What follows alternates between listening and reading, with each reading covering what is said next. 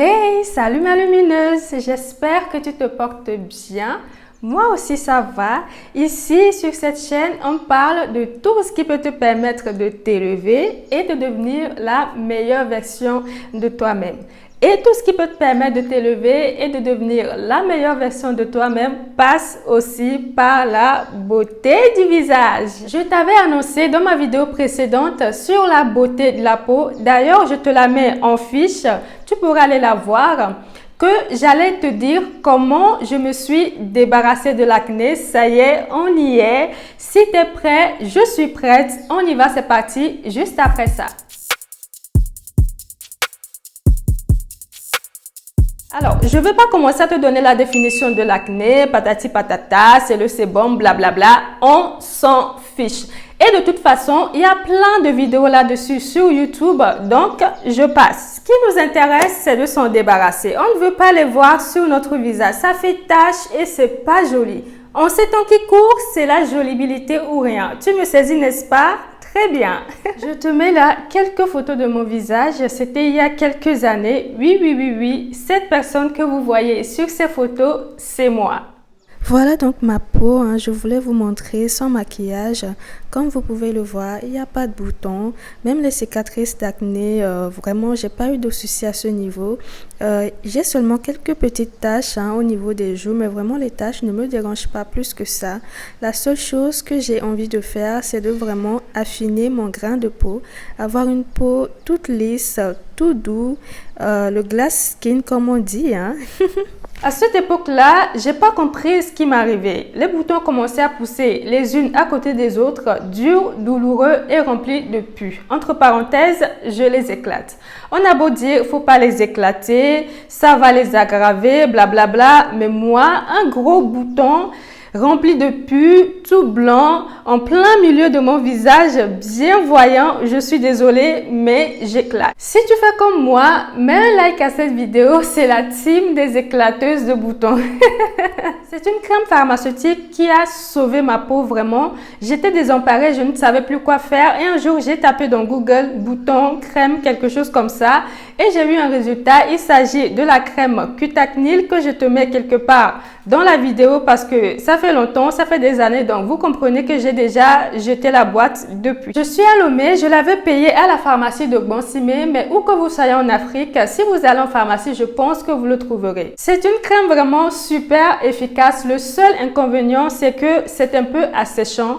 Mais bon, sécheresse temporaire contre boutons, je pense que le choix est vite fait. C'est une crème qui contient du peroxyde de benzoïle qui agit essentiellement en détruisant les germes responsables de l'inflammation des comédons et de la formation de pustules. C'est assez rapide. Déjà, au bout de 2-3 jours d'utilisation, vous allez voir que vos boutons vont commencer à s'assécher. Ce que vous pouvez faire pour compenser la sécheresse, c'est d'avoir une bonne crème hydratante à utiliser le matin et ensuite la crème Cutacnil le soir. C'est ce que je faisais en tout cas moi et ça va, c'était supportable. Donc je précise, vous utilisez une crème hydratante le matin et la crème Cutacnil le soir. Si vous l'utilisez le matin, avec le soleil ici en Afrique qui est bien fort, combiné à la sécheresse, ça peut vous créer des irritations si vous avez la peau sensible ou réactive.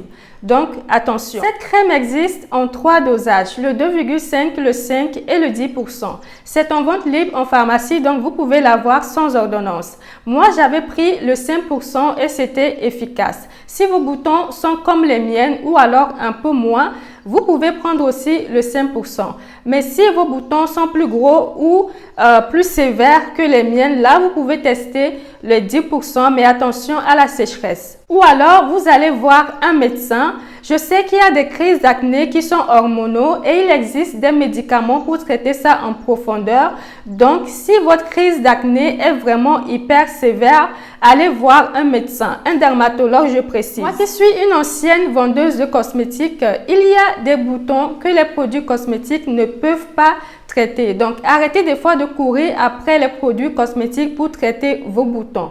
Des fois, il faut des vrais produits médicamenteux. Si vous avez utilisé plusieurs fois des produits cosmétiques pour traiter vos boutons et que ça n'a pas marché, allez en pharmacie prendre Cutacnil 5 ou 10%. Je suis sûre que ça va marcher, surtout si ce sont des boutons purulente. Et si ça marche pas, alors là, je sais pas ce qu'il vous faut. Peut-être aller voir un médecin, comme je l'ai dit plus tôt. Cette crème ne remplace pas une bonne routine de la peau.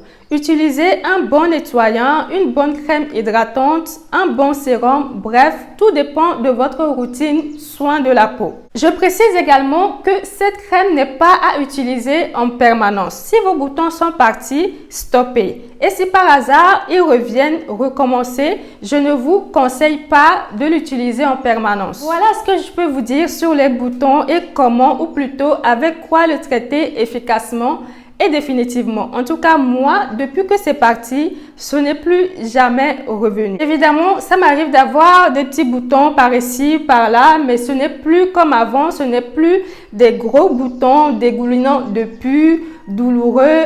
Bref, c'est juste des petits boutons, quoi. Des petits boutons classiques. On est donc arrivé à la fin de cette vidéo. J'espère qu'elle vous a été utile. Si vous ne connaissiez pas Cutacnil, testez-le, vous m'en direz des nouvelles. Je t'invite à me laisser un like, un commentaire, un partage et à t'abonner si ce n'est pas encore fait. C'est encourageant, surtout que ici en Afrique, YouTube n'est pas encore hyper développé. Donc nous qui sommes les pionnières, nous qui essayons d'ouvrir la voie à beaucoup d'autres, encouragez-nous. C'était donc Queen Sophia, la lumineuse. On se retrouve très vite pour un sujet tout aussi passionnant.